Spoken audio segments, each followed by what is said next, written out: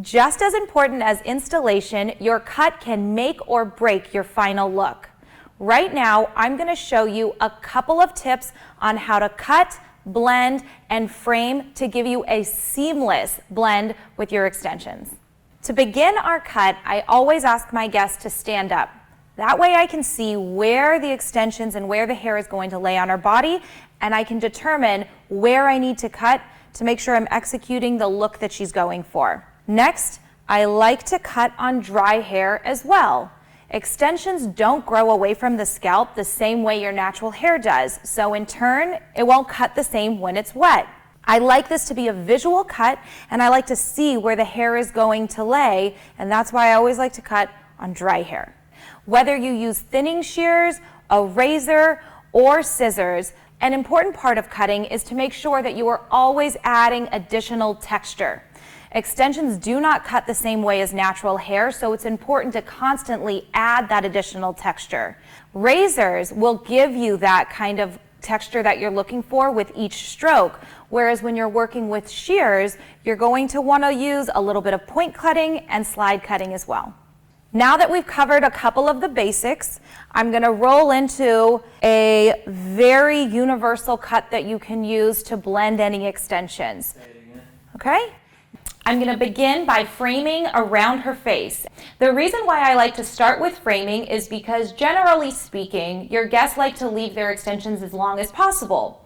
And when that's the case, the front area of her hair and the shortest layer she has will usually determine how your framing will look and how long your extensions can be. I'm going to start by separating her hair and the hair forward of her ear. I'm just going to bring it a little bit forward, and wherever her hair ends, that is where my extension framing will begin. And I'm going to use a razor and just slide down very softly. And I always use a fresh razor blade.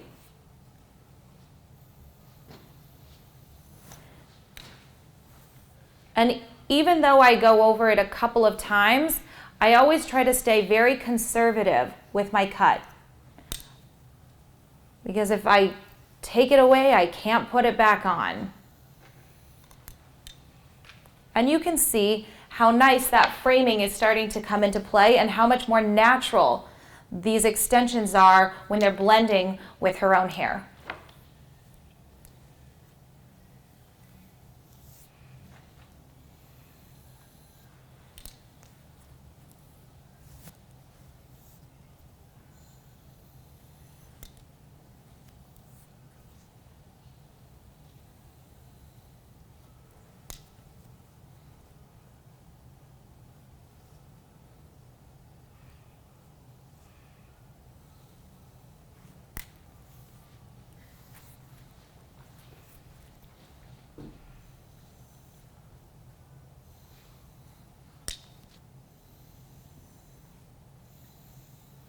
And every time I come up to do another stroke, I always look for the natural hair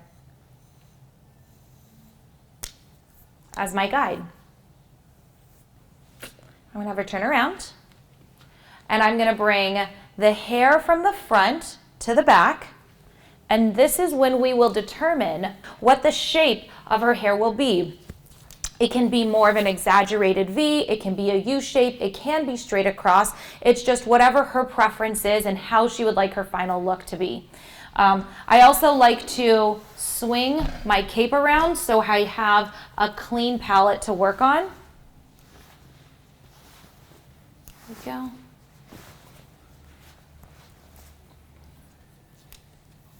we go. I know my model wants to keep as much of the length as possible, but I can see what needs to be cleaned up, and I would say it's all of about 1.5 inches to give it a really nice defined weight line. So what I'm going to do is I am actually going to ask my model to, rather than stand up straight up, I'm going to ask her to roll her shoulders forward very slightly, and you can see it creates a much more exaggerated platform for me to be able to cut on, because this is again going to be visual. So you can see from here exactly what I need to cut, And once I create my guide for my length,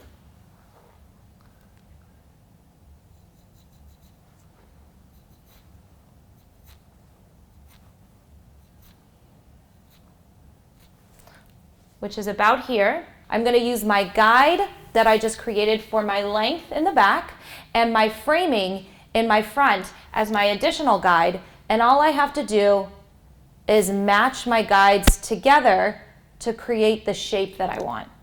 And you can do this with a razor as well as shears. I actually like to use both when I'm doing this to get more defined and precise cuts, but still keeping that texture that is so necessary when you are working with extensions.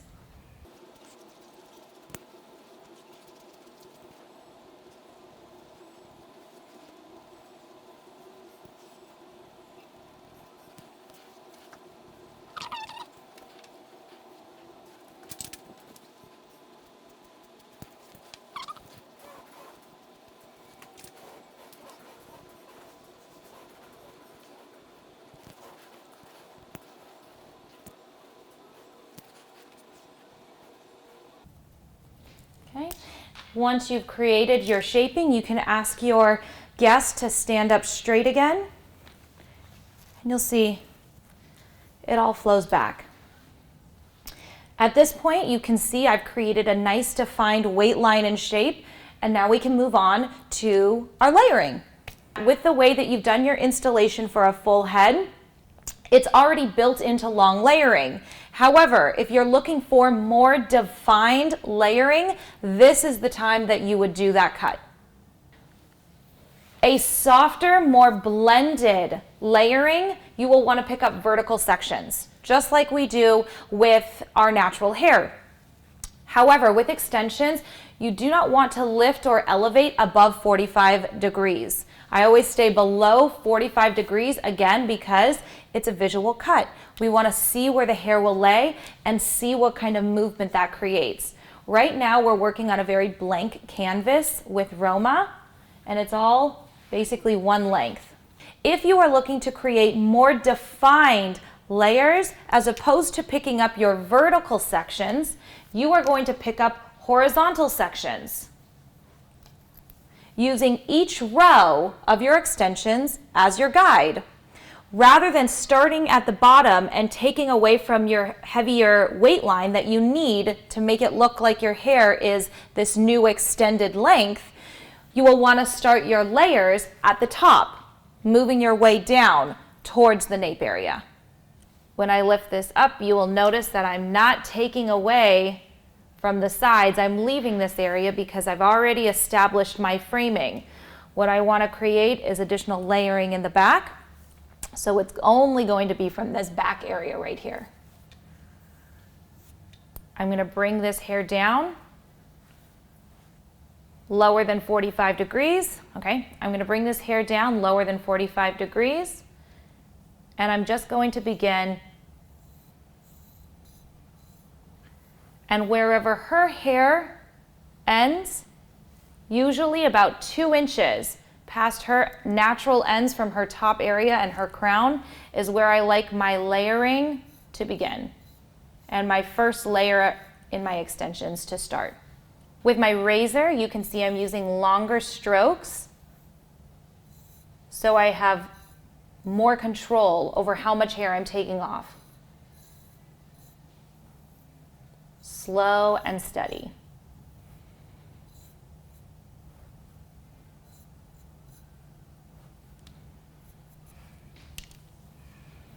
Okay.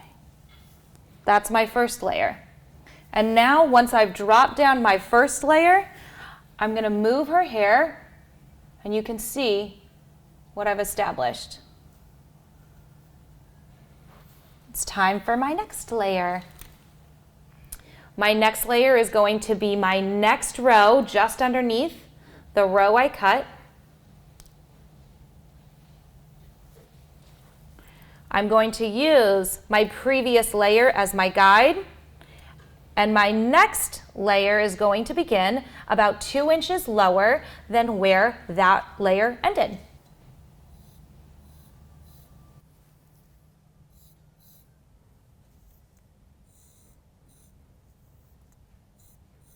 And at this point, I can see my layers are coming closer to where my weight line is.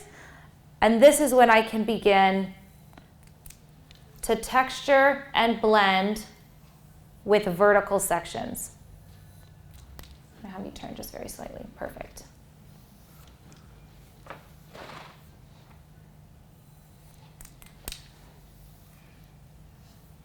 Because we cannot install in the crown area, you might see a jump between her natural hair and the extensions.